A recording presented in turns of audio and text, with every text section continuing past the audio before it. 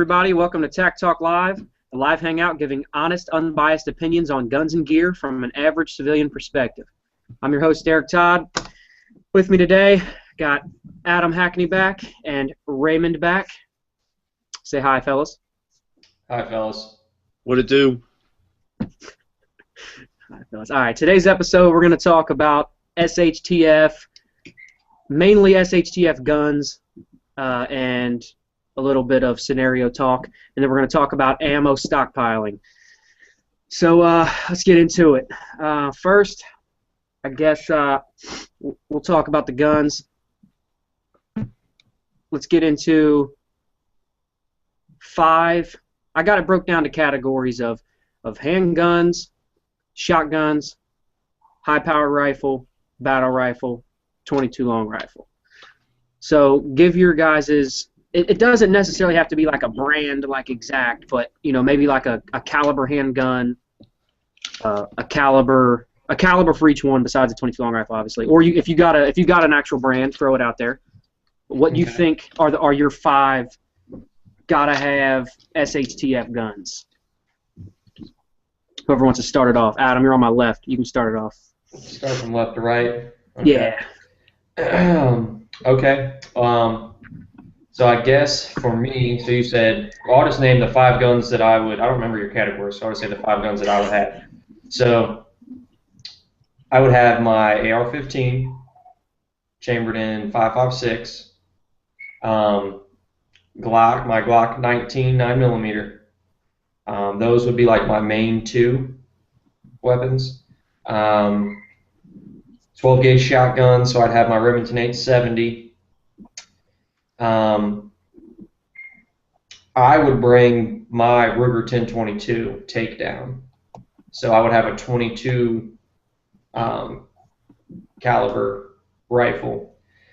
And then for number 5, I don't have any high-powered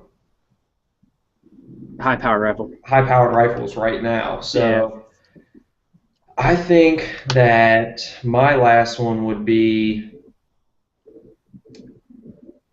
either a second pistol, like a 45 or 357 Magnum, like one of those, or a pistol in 22 to go with the 22 rifle. Yeah, that'd be nice. Just kind of off the top of my head, those would be like my 5. Nice. All right, Ray, what do you think? Well, I just made a list as Adam was doing his real quick, so I got them all down here.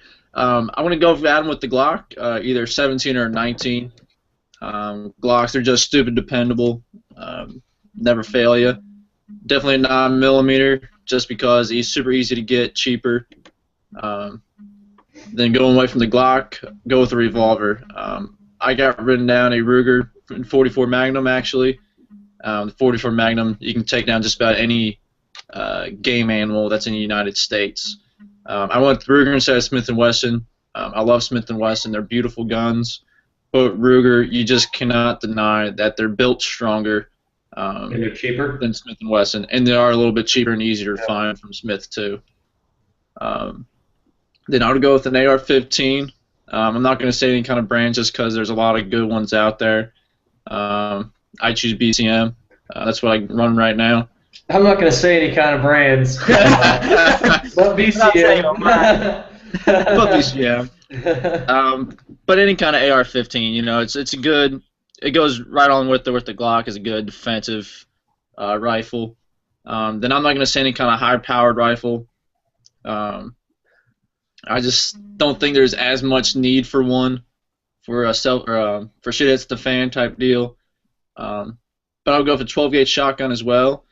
But I'm going to say if the break action, something either single barrel, over under, or side by side, just because with the 12-gauge, you can also get reducer tubes that go in the breech, so you can get 20-gauge, 410, 28.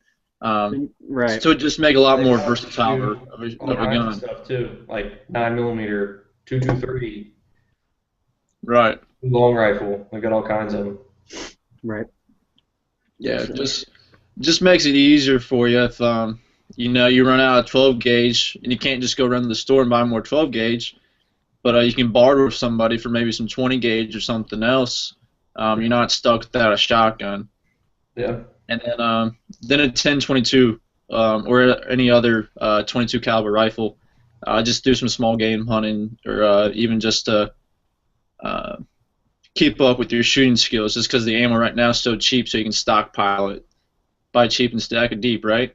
That's right. There you go. When you can find it. Yeah. Well, you can find it all now except for 22. That's what I meant. The 22. And 22 is really not even that bad anymore to find. You just gotta look. It's still there, but you just gotta look. So you guys are thinking adding in a revolver instead of a high power rifle. I like that. Yeah, well, especially for me, since I just got that new, new pretty revolver. So. You don't even got it next to you, do you? Yeah. So update for anybody that watched the last couple episodes. I was wanting to sell my second BCM 14.5. Traded it for a Ruger GP100 4-inch model and 357 Magnum and $500. $550 actually, but I'm not going to get into it. But I only count 500 of the money. So it's gone. Nice. Yeah. Let me show you that, Ray. Since get that out. Since you're not really a fan of them, let me show you what this looks like. I'm kind of jealous of it. You were wanting the 3-inch, weren't you, Ray? Yeah. 4-inch is pretty nice too. But I've actually been looking at the Ruger Alaskan, the 44 Magnum 2.5-inch. Feeling the 44 now? I'm kind of feeling the 44 Magnum, dude. I am. I still want that 3-inch GP100 though. Yeah. How much is the 44 gonna run you? 7. That's not too bad. $200 more than a GP. All right, Ray. I know you're not really a fan, but there you go. How much you want for that one, Adam? I'll give you cash in hand right now. Cash in hand. I can be at your house in 5 minutes. He also gave me some like old school ammo, man. Like I think it was built in it was made in like 72 is the date on the box. I'll even take that ammo off your hands for you. You'll even take the ammo off my hands as well. So, this was one of those. So I'm going to add this one in my list. So my solid 5 guns list would be Glock and 9mm or 40, 45, as long as it's a duty caliber. AR-15, 12-gauge shotgun. I'm going to go with the pump action. That'll be the 870. 10-22, takedown model specifically, or any other 22 rifle. And then I'm going to go with the 357 Magnum revolver as my 5th. So I can dig it. Mine's not much different than you guys. Well, let's hear yours.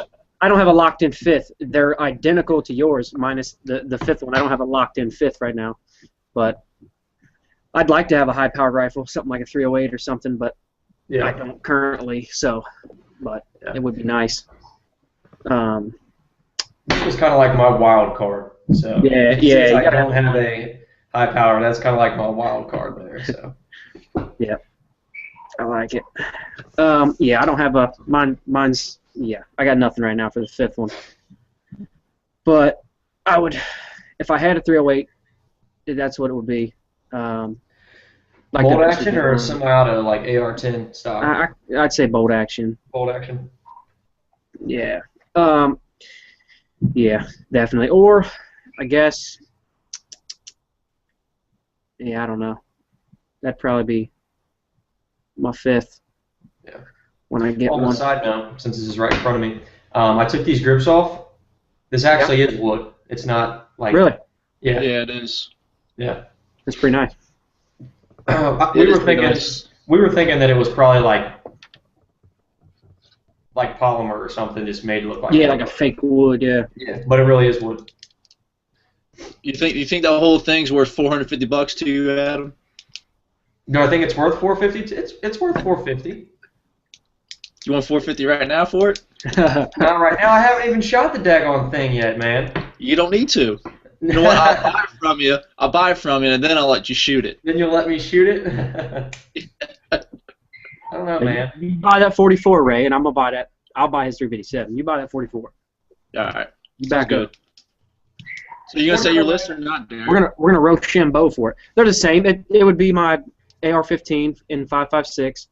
It would be my Ruger 1022 takedown, Glock 19, Remington 870, and then, like I said, for the fifth one, I'd like to get like a 308 or something. But obviously, So if I had in the to pick something meantime, with your current, What's your fifth? take honestly I'd probably take the M&P 22 handgun just just have a, because I kind of like the 22 when I mean you can carry a ton of ammo, so yeah.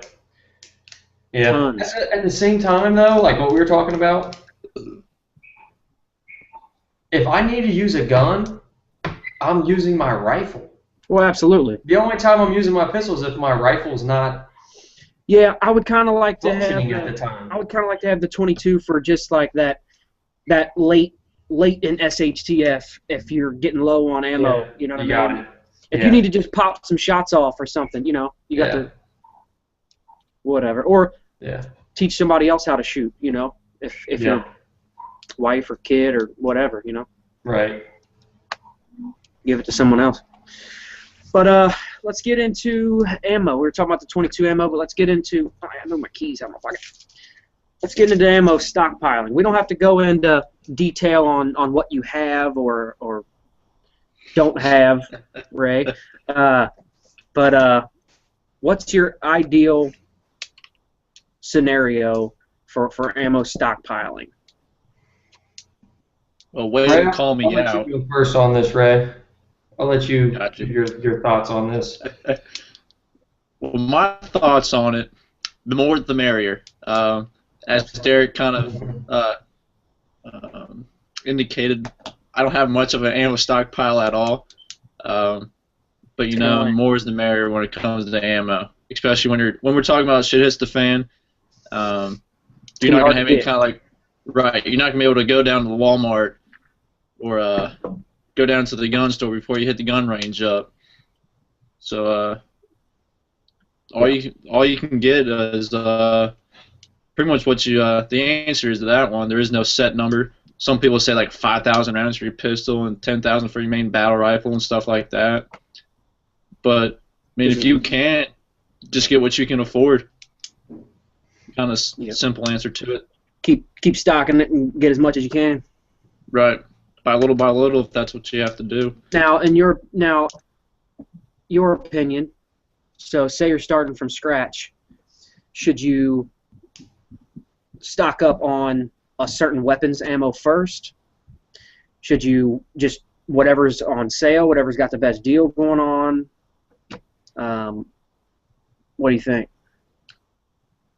I would say if you're just starting out, so kind of how in the position I am, even though I'm not just starting out, kind of starting out in the sense of stockpiling ammo, I would say start stockpiling what you shoot the most. Right now, I'm probably shooting more of my pistol, so I should be stockpiling more 9mm ammo just because I shoot it more, so I'm going to be going through rounds more. Then once I get 1,000 rounds of 9mm and a couple hundred set aside for training purposes, then I'll switch over to my 223 or 5.56, and then if I ever get that Ruger Alaskan, start stockpiling some 44 Magnum. Right. Just kind of take it as it comes there. Right. What do you think, Adam? What's your opinion here? I'm like a bag of mixed emotions when it comes to stockpiling ammo, because there's so many like completely different opinions that I agree with. Right. So I guess in a nutshell, the more the merrier, like Ray said. But your situation, but whenever you want like an actual like number, like this is how much you should have, I think it like all depends on your situation. Like, do you live in the city? Do you live in the country? Are you going to have more people with you? Is it just you? You know what I mean? Right. So, and I don't even like, I don't know. I guess So like what I did was I just started setting goals. Like I want 1,000 of 9 and 1,000 of 5.56. Then when I got that, I was like, okay, I want 2,000 5.56. And then it just like small goals, so it kept going up. But my current opinion, and you know I bounce back and forth on this all the time, is in a shit hits the fan scenario, I'm trying to shoot my gun as little as possible because I don't want anybody to know that I have guns and ammo. So for somebody that's bugging in, you're staying in your house, you're not leaving, that's kind of like a more the merrier. How much can you afford and still live a normal life without spending all your money on ammo and going broke and not being able to enjoy life?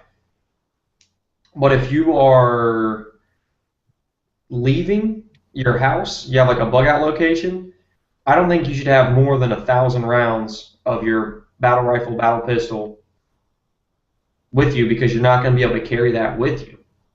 Especially like if you have to move on foot. Right. Truck or vehicle. Yeah, so you can load it up, but yeah. I'm kind of like all over the place with my opinion on it. Yeah.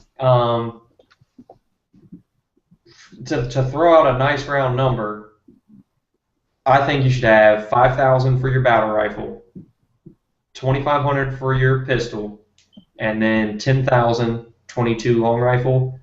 I don't have a number on shotgun. I'm just gonna throw this out there off the top of my head. Mixture of slugs and buckshot and birdshot. You know, I don't know how you wanted to do that, but yeah, those are kind of like my numbers. But then even at that, it all just depends on you and your situation. Because I stockpile ammo, but if S.H.T.F scenario happens, like I said, I'm not shooting my guns unless I have no choice at all. Like I'll try to escape before I shoot them because I don't want to give where I'm at away. Drawing attention to yourself. Yeah. So. Right. Yeah, and I'm kind of on the lines of that, but the only thing that like bugs me, because like obviously we kind of have an S.H.T.F location to go to bug out to, and realistically I would like to keep ammo there, but it's hard for me to keep like an abundance of ammo there, because then I think like, well, what if I can't make it there? You know what I'm saying? Like, what if something happens and I just can't get there for some reason? Yeah, well, that's like what we were talking about a couple weeks ago when we were kind of talking about this, where I was like, if you have a bug out location, which we do, and I don't do this, all my ammo is at my house. Right. You should keep most of your ammo at the bug out location and then just around 1,000 rounds or so at your house. Which makes sense. Help you get to the location. But then, like you just said, what happens if you don't get there? You know? Right. That's why I'm kind of leaning towards maybe like a couple thousand at each. Yeah. You know, like a couple thousand at the house, couple thousand, like whatever you have, split it in half. You know. My scenario, my bug out location, nobody's there most of the time. Right. What happens if somebody breaks in and steals all my ammo? You know what I mean? Well, I mean, there's ways around that, but yeah. Yeah.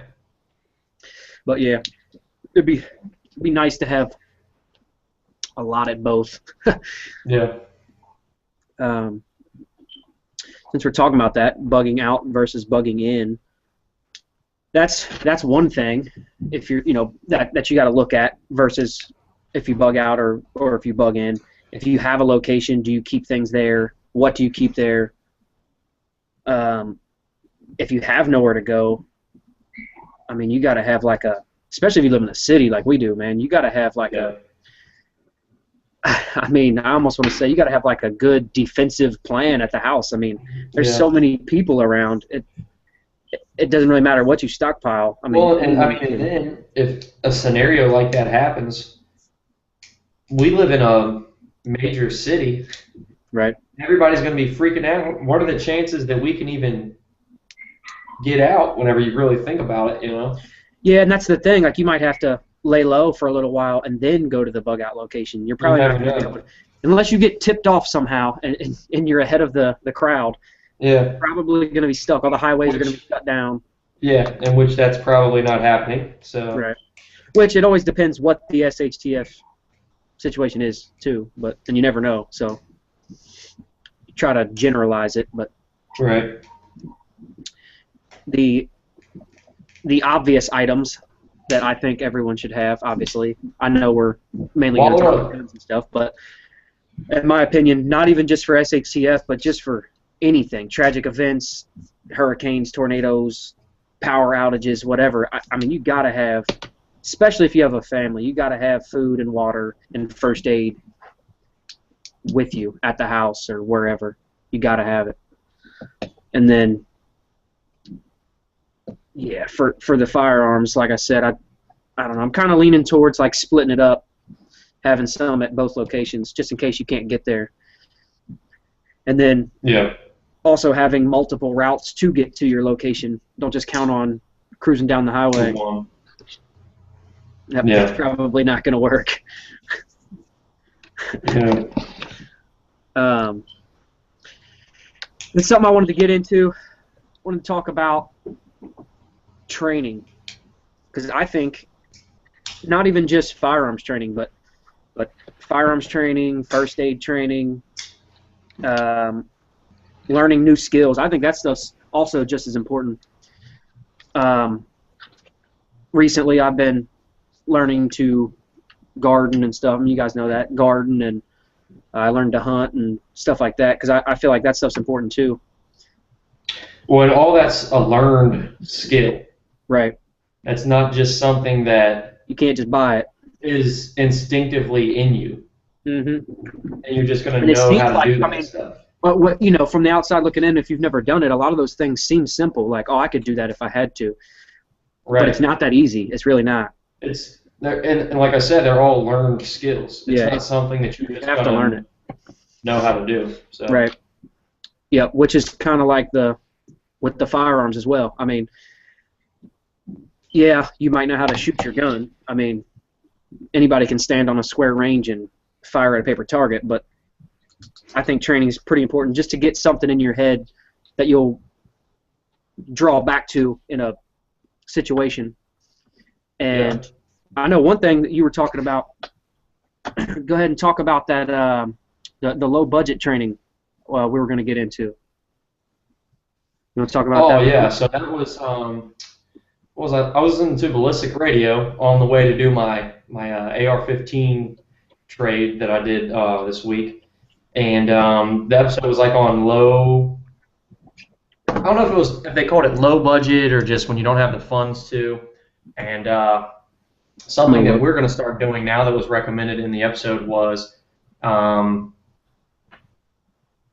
to get a little group together and look at those training DVDs, whatever they are, whether they're the mag pool or whatever, and every time you meet in a group to do your training, whether it's once a week, once a month, once every 2 weeks, whatever, each member of the group rotates being responsible for learning 2 or 3 drills and then teaching the rest of the group those 2 or 3 drills, and then you practice them, and then throughout the day, and then the next time you meet, somebody else is responsible for coming up with 2 or 3 drills, and then you always practice like 1 or 2 of the drills from last week again, like so you keep up on all the drills or whatever. So I don't know, I thought it was kind of cool, something that we're gonna do, and what I thought was like really interesting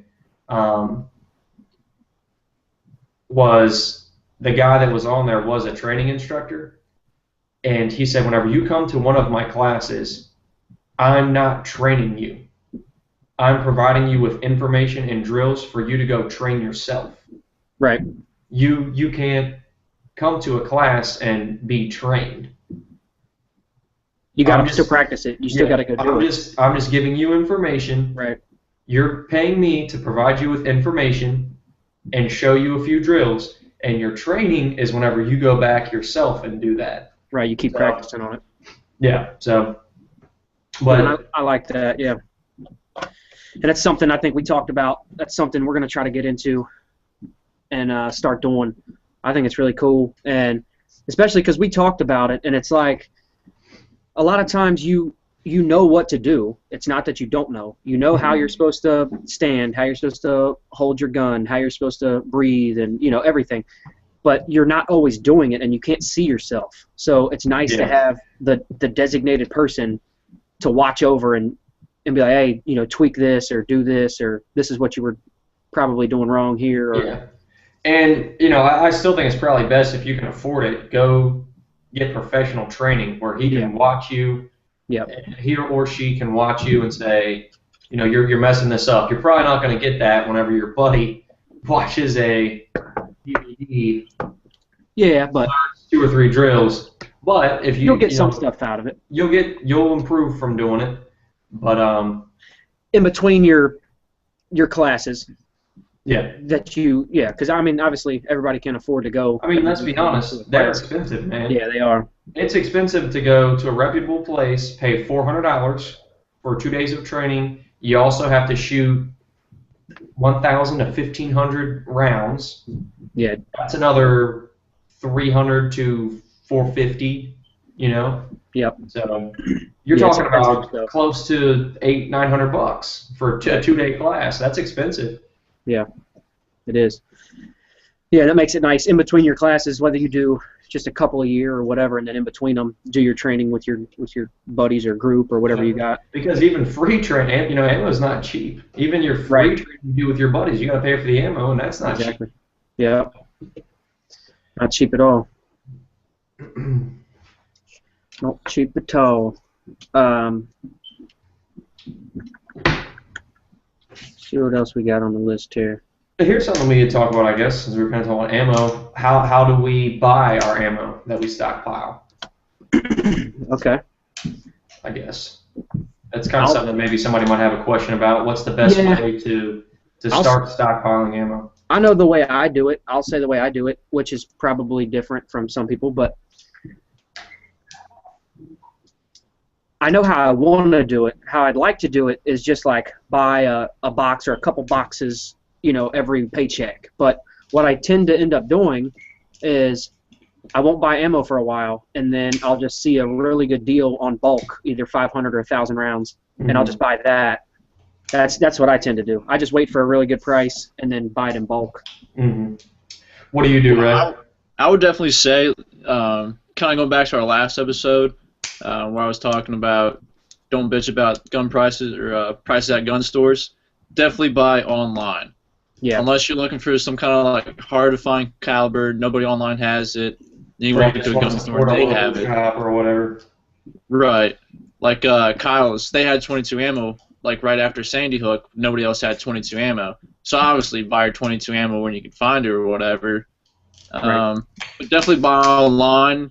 And how Derek was talking about wanting to buy a couple boxes per paycheck, but he ended up buying by bulk. Yeah. I would say wait until you can get like a free shipping discount. Like when you bought your Wolf Gold, you got free shipping from that one ammo place. I think it was SG Ammo, I think. Something like that, yeah. Yeah. Just save up until you can find a free shipping deal, because shipping's not cheap when you buy ammo online. It's like $15 starting out. Heavy. So it generally works out better if you buy it in bulk online, just because you're not paying that same shipping charge. Right. It's cheaper. Yeah, you buy in bulk. And that's how I buy my ammo. I buy it by the case. So 1,000 rounds. That's how I buy it. You got to do what you got to do. If you're not good at saving money and you have to go buy a box at a time, or you just don't have the funds to buy a case, do what you got to do, but you're going to pay more for that. Right now you can get a case of 9mm for $200. I got my last case of actually it was 223, the Wolf Gold, which is good ammo, by the way. That was like $275 for brass cased ammo. So. Yeah, and I know we haven't talked about it on here, but we made a video on it. Adam made a video on it. Steel versus brass. Yeah. Which I know it's not as big of a deal right now because brass is down, so you can get it pretty cheap now. But when it was highly inflated, I know I bought quite a bit of steel case. Yeah, during that, I was buying nothing but steel case. Yeah, 'cause it's I so wasn't much buying cheaper. brass at all. Yeah. Yep. And I know you guys think I'm crazy, but like I still have a lot of steel case, and I have my steel case on the back burner. That's stockpile ammo. That's if I ever needed it, it's there.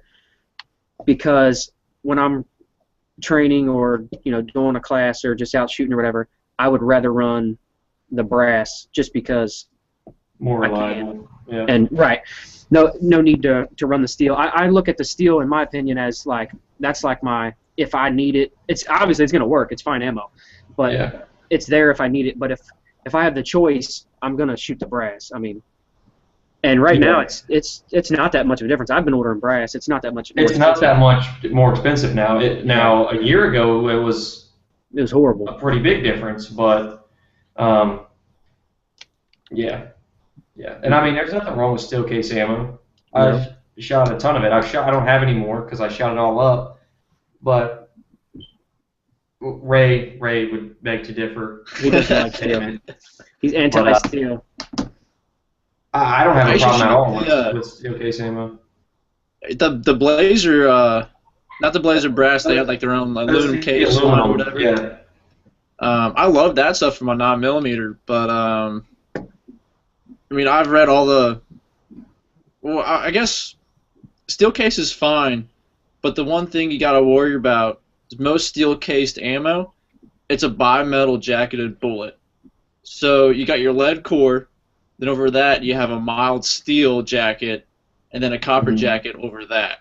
And they claim it rubs off when it goes down the barrel, and yeah. And I think it was either SGA Ammo or Lucky Gunner. Lucky Gunner. They did a review. Yeah. It was Lucky Gunner. The bimetal jacketed bullet wore out their barrel. I think it was like 2,000 to 3,000 rounds quicker than just using copper jacketed. Yeah. So if you can find steel cased ammo that's solely copper jacketed, go ahead and run through it. Right. Because unless you get into lacquer coated wolf stuff, which I don't know if they even make that anymore, steel case is gonna run fine through your gun. Like I said, you just gotta worry about that bimetal jacketed wearing out your barrel a whole lot quicker. And I actually just sold the AR that had all those steel case rounds shot down it. So so you're good to go then. I'm good to go now. Good to go. Yeah. See, that's kind of like why I shoot my brass now because I'm training with it and shooting it because it's just easier on the gun. So. Yeah. But I mean, obviously, in a S.H.T.F situation, it doesn't matter. So you got to use what you got to use. Yeah. That's and why. pretty much all AK ammo.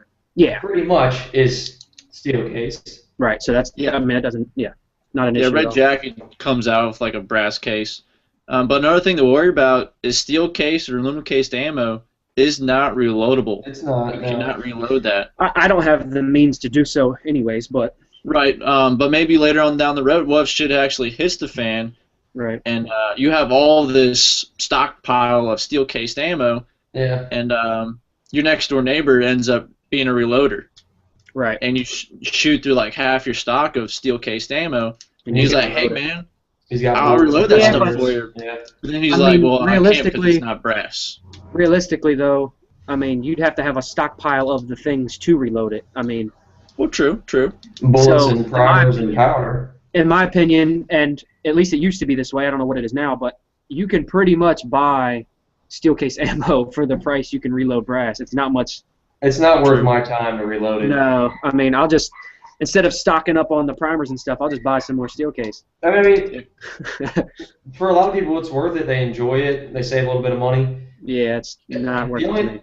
Unless I'm like doing some like target shoot, like making my own target loads, for precision shooting, I'll just go buy some. Other than that, I don't have time to do it. I mean, it's a lot easier for me to click buy now, you know what I mean? Click, right. Ship to the house versus sitting down there for hours reloading. I ain't got time for that.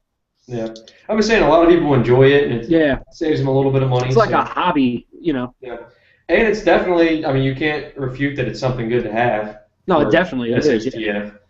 So we're not saying that that's like it's not a good thing. It definitely is, but Definitely, and that's another one of those skills to learn because I don't know how to do it. So, Yeah, no, yeah. and I'm not going to just be able to grab the stuff and do it right now. I mean, you got to learn it. So, Yeah. it's definitely a cool thing to learn and have. Another thing you could say too is all the ammo or all the money you spent on buying your reloader, your dyes, your powder, your primers, That could have and been bullets and all that. ammo. Yeah. I mean, that's expensive stuff, and that's easily 1,000 to 2,000 rounds of ammo. It's you could hundreds. bought. It's hundreds of dollars to get. Right. Yeah. You can definitely get cheaper sets. But then it takes you they probably longer won't last to, as long. to Right. Yeah. longer and harder to reload it. Like a good press is like $250. Yeah. That's a case of 223 almost. Right. That's a case of Wolf Gold right there. Yeah. Then you gotta buy everything else on top of that. So that's another Right. case of 223. Yeah. Would you quit playing with my revolver over there? Is it loud? He's just rubbing it in our face, ain't he? Hey, it's a new toy, man. Oh, and I also ordered my lower for the 16-inch yesterday or the day before. So You're sitting on one lower right now? What'd you order? I only have one lower. Yeah. So well, I just got another Palmetto lower. That's the freaking best bang for the buck. Yeah. But so that lower right there with the STR stock on it is actually going to go to the 16-inch. And then I got a Palmetto lower with a CTR stock and magpul grip and trigger guard. That'll go on the 14.5. So you did get the magpul. Yeah. I talked about the B5, so. I know, but I hate stock wobble on the receiver extension. And there's no friction lock on it, and I was watching videos and reviews, and a lot of people were saying that their Got wobble. B5 stock has wobble. So Yeah, you're picky. my CTR had zero wobble, the STR has zero wobble, so I bought another STR or I bought another CTR, and I went all black. So I'm gonna have two fully blacked out ARs. CTR. I can paint that for you. What's that? So I can paint that for you. Yeah. So no more FDE. What's mine called? I can't think of it now. You have the ALS. ALS, something like that. Yeah, that's right. It's the STR stock with like battery compartments or something like that, right? Yeah. No, I got the light version. I don't have the battery compartment. Okay, so you don't have the battery compartments on. I got the AC. It's ACS, isn't it? ACS, yeah, that's. Yeah, I got the ACS-L. It's like the light one. ALS stock. ALS is the challenge, man. The Lou Gehrig's disease. But yeah. So I don't know. I wanted to get like I really like the cheek comb on that STR stock. I really like it. You have the STR stock too, don't you, Ray? Yeah, I love it. But I don't like anything else. Yeah, I don't know. I just wanted like a lighter stock for the 14.5 inch because the 16-inch Bertha, she's got the quad rail. You know, she's a beefy chick. So I wanted to keep the 14.5 with the KMR. You know, low profile. Understandable. Well, that's all I got. You guys got anything else you want to add before we sign off? We talked about stockpiling and stuff. I don't know. Yeah, I just still don't know what my answer is. I mean, so for myself right now, it's 5,000 and 2,500, and then 10,000, 22. That's like my thing, but I don't know. Just like I said before, I don't think there really is a right answer. It's like whatever you're comfortable with. If you're comfortable with it, then yeah. And it can always grow. I mean, you can start out with a small. I mean, that's kind of what I know I did. I know we set small goals. Right. I didn't get a gun. I didn't get a gun and say I need 5,000 rounds for my AR. Right. I was like, I want 1,000 rounds, then 2,000 rounds. And once you reach 1,000, right, then you bump it. And then I sat on 3,000 for a little bit. I was cool with that, and then I just recently was like, okay, I need to get a little bit more. So. Yeah.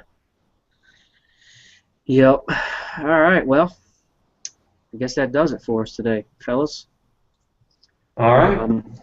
I know we said we were going to Oh yeah, let's talk about Costa real quick. Oh, I'll talk about cosplay. Hey, we actually have a live viewer, man. We got a live viewer right now.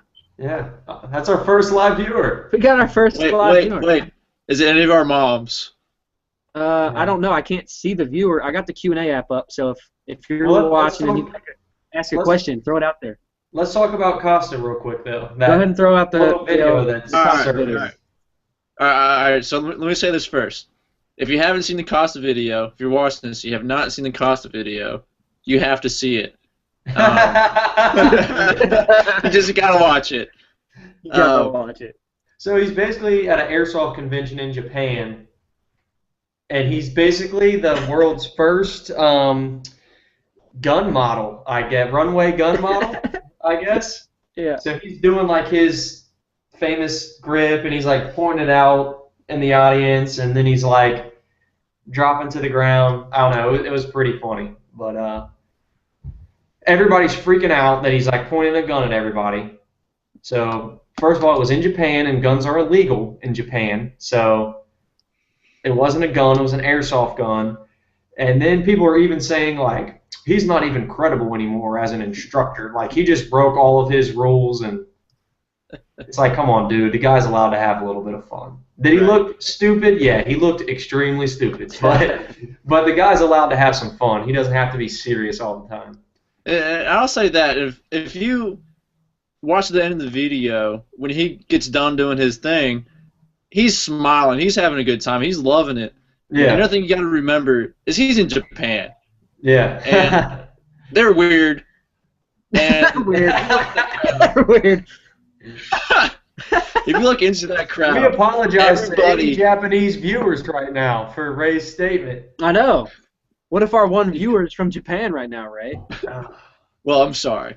But if you look out into that crowd, every single person has a camera, and they're watching his every single move. Yeah. They're loving it up. So, yeah, he looks stupid doing it. But like you said, he's having some fun. Everybody there was loving it up. Yeah. Nobody there in that crowd was like, oh, my God, look at this dude. They were like, wow, this guy is cool. I read somewhere that he was paid $40,000. I don't know if this is true or not, to like go over there and do all that. And people were saying like, oh, he's a sellout for money. Dude, if you're gonna pay me $40,000 to walk down a runway with a gun, yeah, sign me up. I'm on my way. And I would have did it for $400. Do the same thing. Yeah, yeah. Give me $400. I'll do it. Pay the flight, and I'm down. Yeah. Yep. So, yeah, people were just stupid on the internet, man. Like, everything has to be a big deal. Like, yeah. And everybody making fun of him can't run the gun as good as Chris Costa can. I mean, just about everybody does some kind of variation of it. Yeah. But his stance, it works. And whether he developed it or not, who the hell knows? Yeah. But it works. And he's weird how he looks like a robot when he does it. Yeah, he's very stiff. He's robotic, and if you can't outshoot Chris Costa, you can't really say, oh, my God, he still looks so stupid doing that. And just so you know, better than him. Just so you know, you probably don't outshoot Chris Costa. So. No, negative. Yeah. I think Jerry Michalek could. That's about it. Yeah, well, Jerry Michalek is the man. But he is the man. I also think Haley could probably outshoot Chris Costa. Yeah, there's probably tons of like Navy SEALs and people like that could, but I'm sure there are a lot of people that can, but they're not all online and be like, oh my God, look at this. Yeah. Yep. Before we go, I wanted to say I know we said that we were going to announce when we were going live, and we had this scheduled. It's been scheduled for a few days, but I was a little worried about one of our panelists making it on. So I didn't want to post it. What happened? Why didn't he make it? No, not Jay. He didn't make it, but I was actually worried about you, sir. I was worried about you. I got off work. I know that. Took my tie off. I was thinking you were going to be feeling a little rough, and you were going to be like, nah. So I was feeling a little rough, man. But I thought you didn't want to come home and take a nap, basically. But I'm here, man. I didn't want to announce it and then, let everybody down, because I know everybody would have been. The show would have went on. The show would have went on. Oh, I know. But we will do that. We're going to start doing that. for every episode. We're going to start letting everybody know when it's going live. Because I would like to have some live viewers. It's pretty cool, especially because they can ask questions and chime in on our conversation, which is really cool. But that's it for me. You guys got anything? Nope. All right. Well, until next time, hopefully we'll be putting out another one next week. So tune in. We don't have a topic yet, but we will have one. We will. Hopefully. Oh, it's going to happen. All righty. All right, fellas. Thanks everybody Later. for watching.